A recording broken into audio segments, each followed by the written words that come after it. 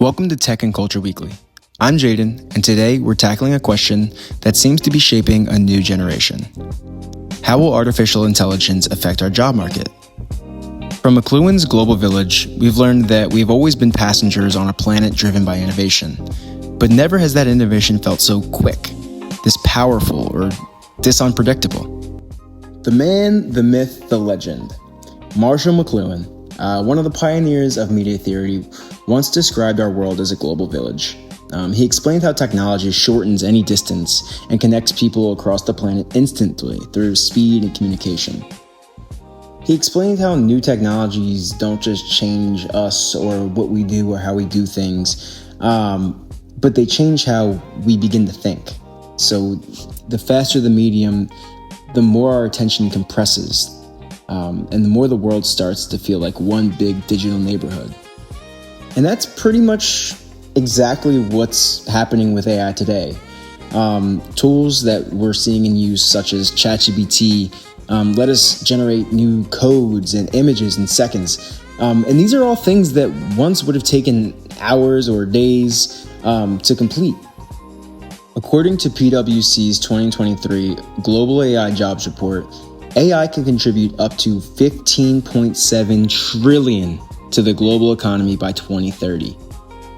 And that's sort of why I feel like AI perfectly fits the model of tech is speed, just because it accelerates communication and it connects global markets within seconds. I mean, a small business owner in Philadelphia could use AI to design advertisements and logos and commercials and everything else, and could, with a click of a button, reach a new market in Tokyo or Turkey or Brazil or anywhere, all from a laptop or a smartphone. But here's the crazy part, and this is sort of why I wanted to touch on this topic as a whole, is that the same speed that is connecting us and making us feel like we're closer than ever is also what's going to eventually start to replace us. So on that note, why don't we just switch models quickly to tech is destruction, for example.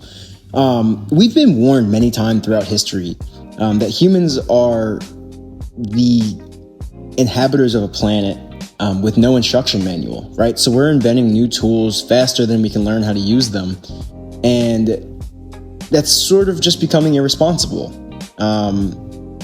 And AI sort of feels like the moment in every movie that we've seen that sort of is the deciding factor, right? We hit the red button, we launched the rocket, and now we're trying to figure out who is steering the ship. A 2024 study by McKinsey Global Institute predicted that AI could automate up to 30% of work by 2030, especially in industries that are heavily focused on office work or things like retail, food service, and Goldman Sachs even estimated 300 million jobs worldwide would be disrupted by the use of AI. So and when I say disrupted, I don't really mean destroyed, but definitely transformed and altered. And in looking at readings by Buckminster Fuller, right, I think that you really get the feeling from Fuller. When reading Fuller, you kind of get the understanding that our survival really depends on the balance of invention with ethics, and then cooperation by those who are going to use it and utilize it. And this, I mean, really the same applies right now. AI isn't just a revolution technologically; it's a cultural revolution. Now, with that said, right, every major leap in technology over the years has sparked a new fear of some sort, revolving around job loss, right? During the Industrial Revolution, people were destroying machines that they thought were going to erase their livelihoods and stop them from being able to provide for their families. But over time, new jobs have always emerged. Things like, maintenance on the new equipment and management, and then people that are going to need to innovate and make these machines even better than they were. That pattern still is going to continue today, right? According to the World Economic Forum, AI will likely create 97 new roles globally. In data analysis and sustainability, cybersecurity is going to be an issue. So new creative industries are going to come from this revolution. So I would like to say that it's not only destruction, it's more of a reinvention, but we are going to have to be careful about how we go about these things. So that said, let's zoom out from economics and zoom into culture. In McLuhan's Global Village, speed tends to collapse our sense of identity a little bit. The boundaries between work and home and leisure all tend to combine into one. And that speed can become exhausting, right? Studies from Harvard Business Review found that 40% of workers using AI report increased burnout from constant accessibility. And that makes sense, right? Because we're coming from a world where, say, 15, 20 years ago,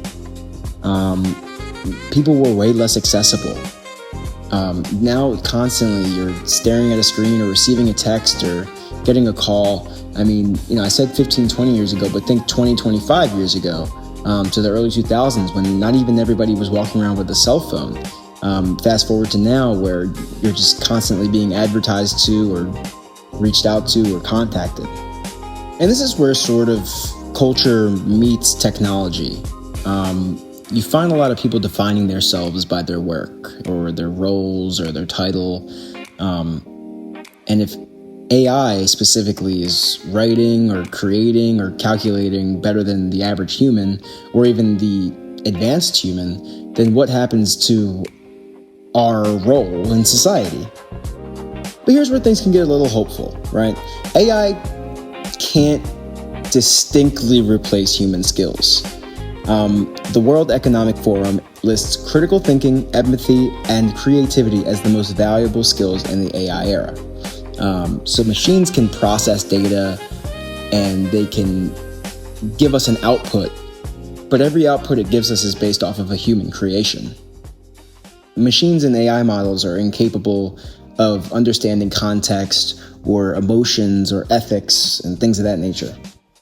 And I think that's sort of why educators and companies are shifting toward more of an AI literacy-based curriculum, focusing on learning how to use these models effectively and efficiently, rather than fighting against them, because realistically it's just not going to work.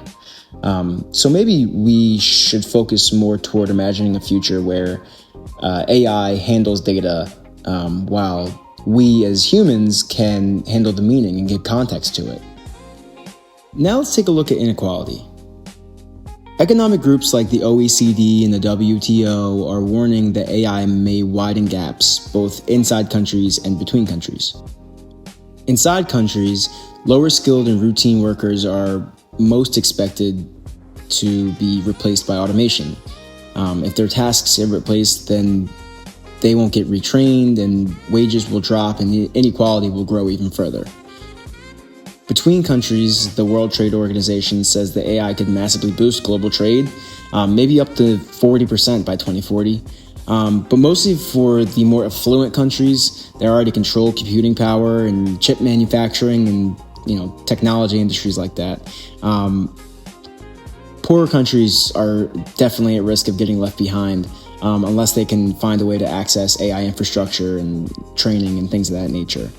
So AI has the potential to accelerate productivity everywhere, really. But if access to it is unequal, just like anything, then the gains will go mostly to the people and companies that already are in control of the power.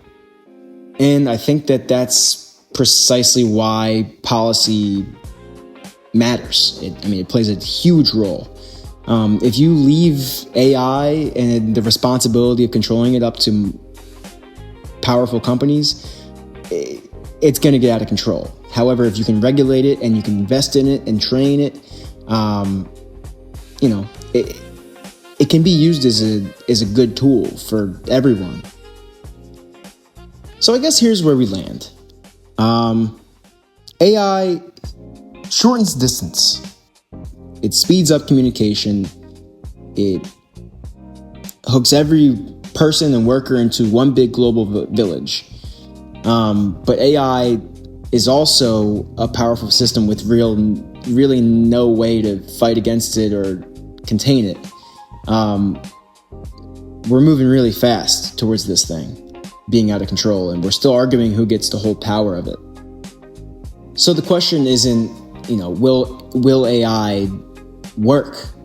Will it be able to function in our society? The answer is it already did, and it is currently. The real question is how do we build systems or laws or safety nets so that people everywhere can benefit from it? And on that note, I'm Jaden, and this is Tech and Culture Weekly, and thanks for listening.